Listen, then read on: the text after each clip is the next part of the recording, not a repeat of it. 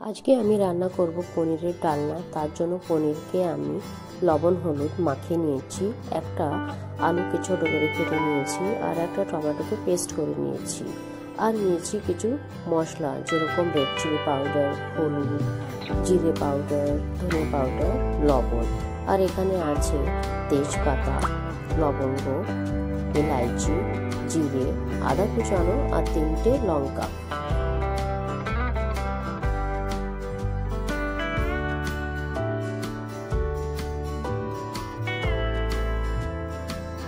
কড়াইতে তেল গরম হয়ে গেছে। এখন আমি আলু কটা হালকা হলুদ দিয়ে ডিপ ফ্রাই করে নেব।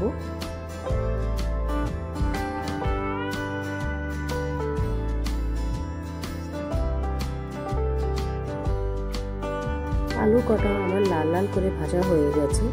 এখন আমি আলু কটা তুলে নিচ্ছি, আর এই তেলের ভেতরেই আমি লবণ হলুদ মাখানো পনির কটাকে ভেজে নেব।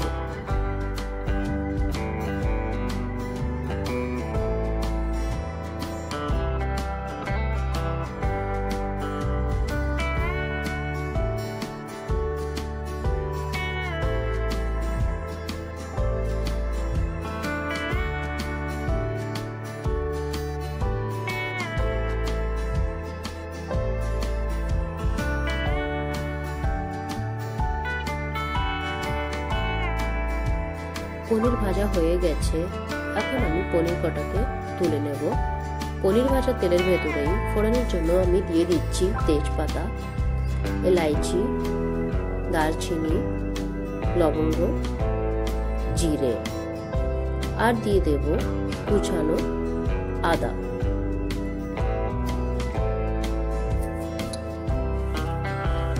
এখন আমি মশলা দিয়ে একটা পেস্ট তৈরি করে রেখেছিলাম, লবণ, হলুদ, জিরে, ধনে, রেড চিলি পাউডার দিয়ে ওটা জল দিয়ে গুলিয়ে দিয়ে দেবো।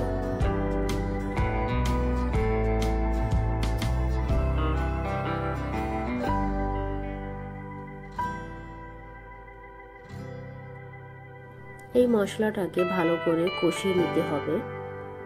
মশলাটা কষানো হয়ে গেলে আমি যে একটা টমেটো দিয়ে পেস্ট করে রেখেছিলাম সেটা দিয়ে দেবো। টমেটো পেস্ট দিয়ে কিছুক্ষণের জন্য আবার আমি এটাকে কষিয়ে নেব।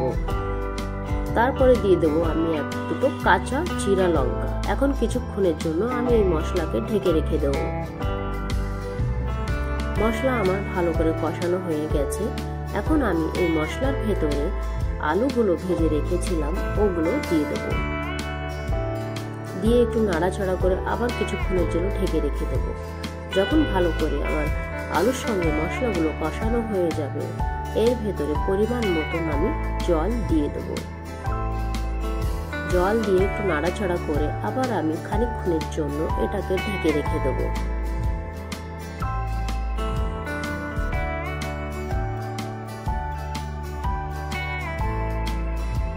ভালো করে ফুটে উঠেছে। এখন আমি পনিরগুলো এর ভেতরে দিয়ে দেব।